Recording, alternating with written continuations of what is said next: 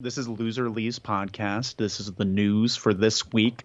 News July 20th to July 25th. I'm here with Moet Jaswal. Hello, Moet. Hi, Red. How are you today?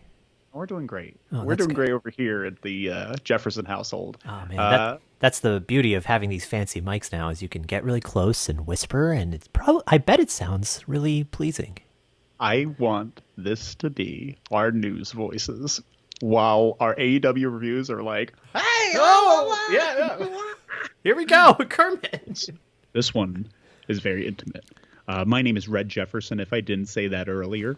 Make sure to like and subscribe us on YouTube, Instagram, and Twitter. YouTube and Instagram are Loser Leaves Wrestling.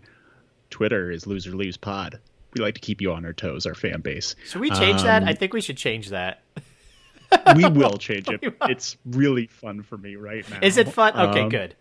It's fun for me because I get to say, like, it's not all the same.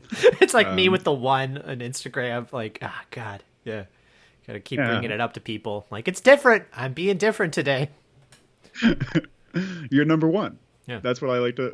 Once you say that, I always think you're number one. I gotta come There's up another with Moa Jaswal out there that got there first, but you're number one. But I am that Moa Jaswal. That's what breaks my heart. I was the original Moa Jaswal. Did you sell it? A Russian bot named Ivanka changed everything. She ruined my life. I just signed in one day, and the name Moa Jaswal was changed to Ivanka something, and it was a sexy picture of a lady, and all of my pictures are still there. But then Instagram found it, took it down. They never gave it back to me. Yeah, so that's why I made the one. I tried to retrieve it, but it never came back. I think this is a fight that's worth fighting, Moet. It was embarrassing. I had to take a photo of myself being like, Moet Jaswal, like, it's me, it's my face. Like it's, Cam Girl? Yeah. It was, yeah. Oh, it's not too late to start an OnlyFans page. We should have an OnlyFans page. We would do Once good. Once we get up and running, we'll each take our own salacious photos, sell them on our online page on OnlyFans. What is it called? OnlyFans? OnlyFans, yeah. Wrestling themed OnlyFans? Sure. Just us shirtless with luchador masks on. That's all we do. Nothing else. Ladies and gentlemen, this is the Loser Leaves Wrestling News Show covering this week in wrestling. Our big headline tonight, we've had a bunch of WWE superstars with their non-compete clause ending and showing up on Impact. What is it? EC3, Eric Young, Heath Slater, and the Good Brothers. What do you think about that, Moet? The Good Brothers. I think it's nice that they're back there. I liked EC3 a lot. I liked him a lot in NXT. I was devastated to see what became of him, which was literally nothing in WWE. I didn't think so. I'm just happy that they have a chance again. Yeah. I think the ones that have the biggest upside are the Good Brothers, because I feel like, just having that dominant, like that professional of a tag team is a waste not to use, WWE. But one person that I'm very excited about, because EC3 and Eric Young, they're Impact guys, but Heath Slater, this is his first time outside of WWE. He came in their developmental league. I don't know how much experience he had before that, but this is his first time out, and I'm pretty excited about it. He's still young. He's in his mid-30s. He's a great wrestler and a great character. I'm excited for what he brings out. What do you think Heath Slater's ceiling is? Yeah, that's interesting. Did you like him as a wrestler? Like in WWE? He was tag team with Justin Gabriel, and he won the tag champs as Nexus. And I thought he was he was a very good wrestler then, but he didn't have that personality. But ever since the I Got Kids thing, did I fall in love with this guy? I think the idea that this guy just needs to make money. It was a great line. I love that. Yeah. And he like ran with it. Like, I feel like it was a throwaway line, but the t-shirts he came out with, and just him screaming it before every match, I thought it was funny. And it showed a glimpse of what maybe he can become now. Like, I don't think they did much with him either at WWE. I mean, I don't know. No. Correct me if I'm wrong. I'm not. Yeah. No, he made the most of the opportunities that he was given. And he did get tag team titles with Rhino during that stint. Yeah, that was good. He was the first ever SmackDown tag champs. Mm-hmm. They were the first ones. We still have Yeah. When they did the when they did the rebrand split, Rhino and Heath Slater went there. They were the first SmackDown Tag Champs. Interesting. Okay. Yeah. Well, we still have a few other people that haven't been signed anywhere yet. We have Aiden English, Kurt Hawkins, Primo and Epico, Rowan, Kurt Angle, Leo Rush, Maria and Mike Kanellis, Noe Jose, Rusev, Zack Ryder, and Sarah Logan. Out of the ones that I just mentioned, who do you think is the most for another promotion? Oh boy. Can you repeat that? You just went out completely for that. I did. That question? Yeah. So out of the ones that I mentioned, all the ones that I just mentioned, who do you think has the biggest opportunity at a new promotion? Oh man, Rusev for sure. That's the one that jumped out immediately out of that list. And Kurt Angle. has... No, I'm just kidding. I do not want Kurt Angle to wrestle again. Up-and-comer has got a bright future ahead of him. No, I'm just kidding. Leo Rush. Leo Rush sure. and Rusev, I think are incredible talents. So I'm very excited to see what happens from them. What a waste. What a waste getting rid of Rusev. Yeah. You built this guy so much, and you just took everything away from him, even when he was trying to make his own new character. Real shame. They do that a lot, and I don't know why. He was so big about 5 years ago, I guess. I don't know when his WrestleMania entrance, when he was on the tank against John Cena, like he was like, I don't know, he was trapped. I guess it was 5 years ago, isn't it? I just kind of came up with that. No, but it's around 4 or 5 years ago, I think. Yeah. And then because it was before Rusev Day, he has one of those like talents of being able to keep like rising up despite what they give him. Like Rusev Day should not have worked, but he just went with it, and it's amazing.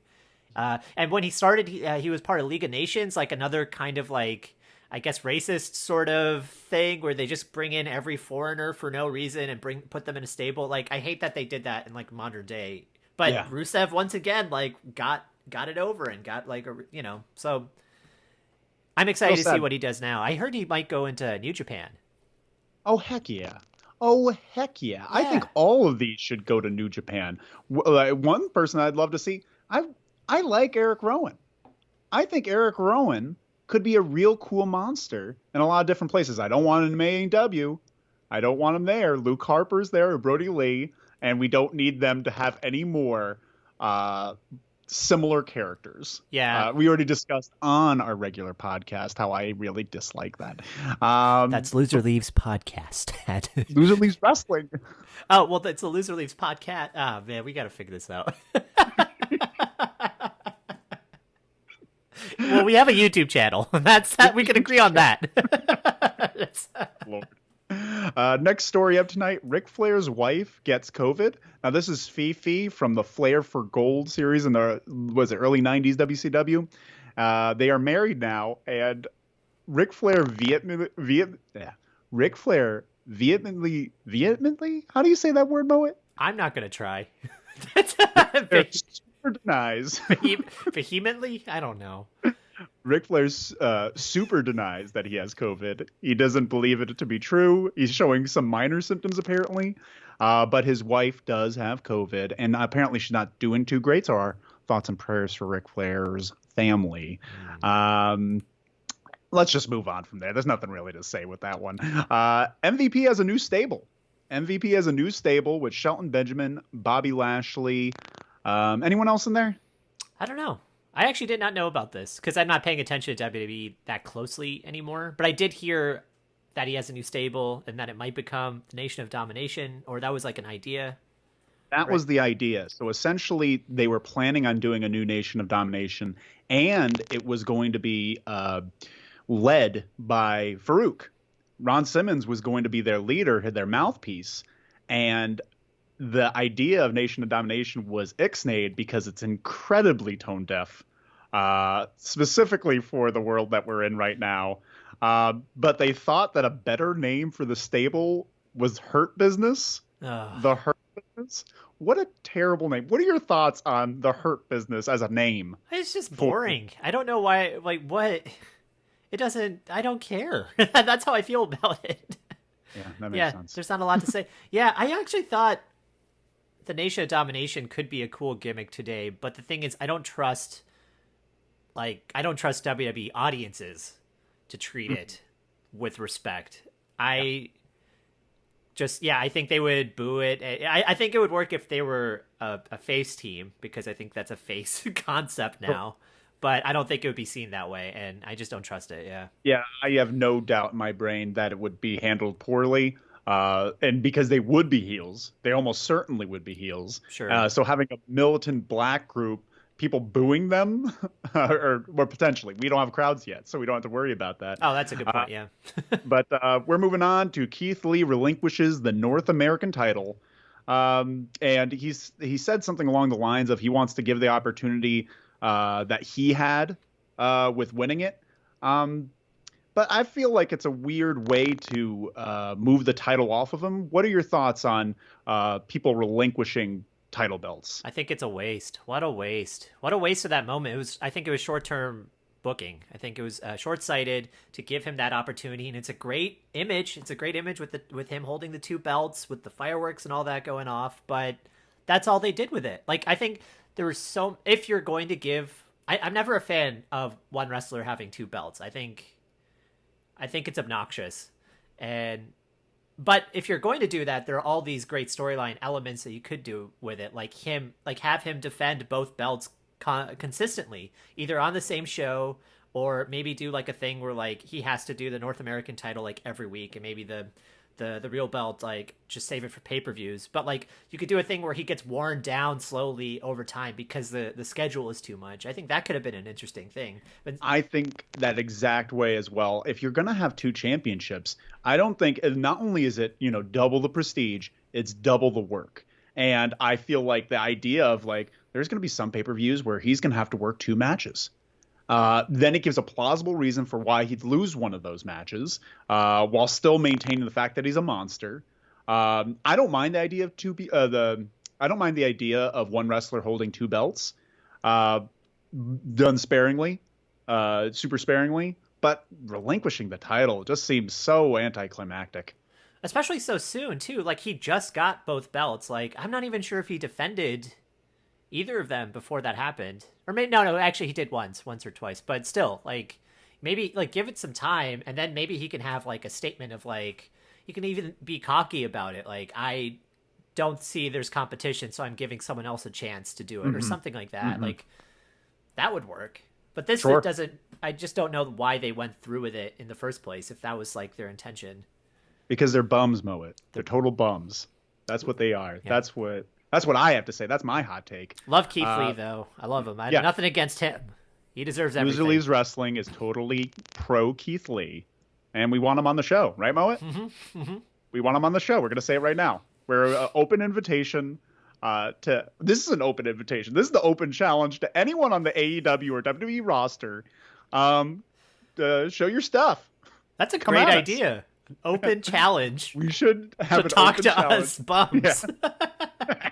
And we just tag and spam them all. We just, like, as soon as we pick one, we're like, what, you don't have the guts? You don't want to be in the ring with us? Next up on the chopping block, Darby Allin, this past week on Dynamite, Darby Allin received a concussion at the hands of Ricky Starks. Did you hear about this, moment? Yeah, I did not. I didn't see it happen. I had to watch a replay. It's brutal. It's right at the beginning. Ricky Starks comes in like a ball of fire and just nails Darby Allin, and he just whipped off the ropes, Enzo Amore style. And yeah, he had a concussion from that. Who do you think there should be any blame placed on Ricky for being that aggressive, or did just things happen? I mean, things happen. That's how I feel. I think maybe you could, but both Darby Allin and like Ricky Starks like tweeted about it. So to me, it seems like they probably like hashed it out backstage and talked about it. But in the slow motion, I think it's fun to watch in a way. I mean, it's like horrific. It's like a car crash watching him bounce into the ropes. But it's fun watching Ricky because I assume he maybe just came in a little too fast, and he felt immediate regret when he like hit him. You could just see him just like going, "Oh no!" but having to keep it up, Yeah. Ricky's he's amped. Ricky's amped, and I get it. And I appreciate his intensity. But whoa, come on now. Yeah, relax. That's what I want to say to him. I want someone in the back to be like, whoa, whoa, whoa. I mean, it's a big angle for him. It's a big moment. So that's why I'm trying to assume that's what it's coming from. Maybe nerves got to him or something. But and a quick aside with that, Dynamite blew NXT out of the water this week. In terms of ratings, I think it was, what is it, 8,400, excuse me, 8,045,000 to 615,000. Wow. So it's almost over a 200,000 difference in viewership. I just thought that was cool. That is cool. Did you hear that during the Butcher and Blade and Young Bucks? Did you hear during the Butcher and Blade and Young Bucks match that they broke 1 million viewers? Did they? Yeah, briefly during that match. Yeah. Heck yeah. Yeah. It's crazy. Well, that's great. That's great to hear. Yeah. I'm very happy with the success of AEW. While I do love NXT, or I historically have, I just want the WWE machine taken down a couple rungs, so they're a casualty of that. Next up, we have Sammy Guevara making his return this week. We talked about it a little bit on our main podcast, that The Loser Leaves Wrestling. Make sure to subscribe on YouTube. YouTube channel. Yeah, please do. Please do. But so essentially, Khan talked about this a little bit. Tony Khan, he said that Sammy Guevara went through 4 weeks of sensitivity training. And apparently Tony Khan also donated the month's salary to a women's shelter, which I thought was a great gesture, specifically because of the comments that Sammy Guevara made. We talked a pretty good deal about this on our podcast. I don't think we have to delve into it too much. But quick thoughts. Are you happy to see Sammy back? Do you think he should have been a little bit longer? I think it is a strange way to bring him back. I would have... See, I don't know. I've been thinking about it. I don't know how much longer... I felt like it was too soon, but I don't know when the right moment would be. So maybe that was their thinking. I think... Because in the grand scheme, I think he did go through the right steps, but it's not my place to say, you know. So it's a weird place for, I don't know. Yeah, yeah. It made me feel weird. Yeah, let's just move on. Let's just move on. I don't have anything truly intelligent to talk about at that moment. At this moment. Just some boring stuff. Adam Cole stormed off the Pat McAfee show, which I was just bored with. Did you watch it? Nah, because I heard it was just a joke. It's real dumb. But he did say the F word. Oh. And that's a big deal. Yeah. I think that's an F word show. I think that show says the F word. Oh. Well, I think it's a Howard Stern show. I don't even know. It's dumb. It's real dumb. Yeah. It doesn't even deserve the time on our podcast. And a quick aside, Vince McMahon wants to make new stars. Duh. Apparently that's his new directive. It's like make new stars, but it should always be the directive. This is very interesting because we have this coming Dynamite. We have Cody Rhodes or Cody versus Warhorse. And I believe that we're doing a special on Warhorse soon. Yeah, look out for it. Yeah, look out for it. Maybe Monday, maybe Tuesday. We'll see how lazy I am. Let's see. Yeah. But the thing is, that's a cool opportunity. I can't wait to talk to you about it once we start that podcast, which should be happening soon. Next up, we have 2 more stories for you. This one's more of the business behind the business. Sky Sports Italy, they dropped WWE in favor of AEW. Mm-hmm. So they're starting to get a hold in the European market, which is super important. And WWE is losing some of their ground. Not necessarily losing because they switched over to a different European broadcasting network. So it's not a loss, but Sky Sports is huge. Mm-hmm. Are you familiar with Sky Sports? I heard it's not. I heard it's not actually a big deal. Like people, like Italian wrestling isn't that big, so it's just like a losing business in general. So like AEW having a chance with Sky Sports is a big deal, that they just get some sort of market in Europe. But it's not a huge loss to WWE. I don't know. What do you think? I think that because of AEW, wrestling in Italy is going to go sky high. Luigi Primo is going to be their new champ. They're going to look at him.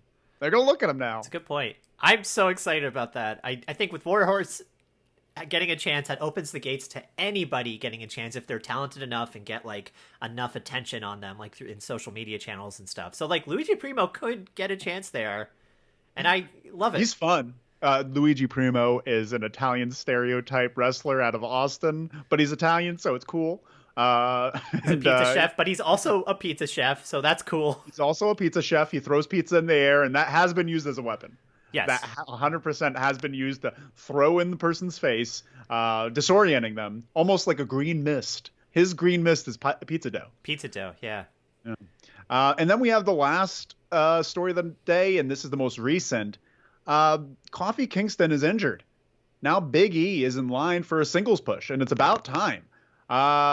What do you see coming up with Big E? Like, I'm super excited about it. Wait, that's what's happening? So Xavier Woods has been out for a while with an injury, right? So It's been Kofi and is it Kofi or Kofi? Kofi. Jeez Louise. Kofi Kingston is with Big E, and they've been, doing the tag team thing, keeping the New Day characters alive. And now Kofi is dealing with an injury, and now Big E is solo, and they're going to give him a pretty significant singles push, apparently. They're the biggest merchandise sellers in the company, and they have to keep it alive. Yeah, that's exciting. Big E definitely deserves it. He puts in so much effort. I don't know how those guys do it, all three of them. They do so much for the company and for their fans, and he seems, who knows, but he seems like a really good person. Yeah. He emits all these like wonderful positive vibes, so he deserves it. He'd be a great leader for the company. And he excels at all the areas that I want a wrestler to excel at. Great personality that could be funny and could be extremely intense. He's got my favorite type of body type, little short, stout, just broad. Big, beefy. Thighs the size of tree trunks. I can't believe it. But yeah, I think Loser Leaves Wrestling is very pro Big E, and we want him to succeed. Yeah, that's about all the news that I got. That was great. Fine. I think you did a great job. First news roundup. Do we have a name for this? The news you can't lose. The news you can't lose. I think that's a great name. This is the news you can't lose with Moed and Red. It's pretty good. Hell yeah. Let's call it that. Yeah, well, this is the news they can't lose with the Loser Leaves Wrestling crew. My name is Red Jefferson. I'm here with Moet Jaswal. Moet, say goodbye to the people. Goodbye, Red. Goodbye, people. This was a great time. Say goodbye to each other. We should just bye-bye, Moet. Bye-bye. Bye.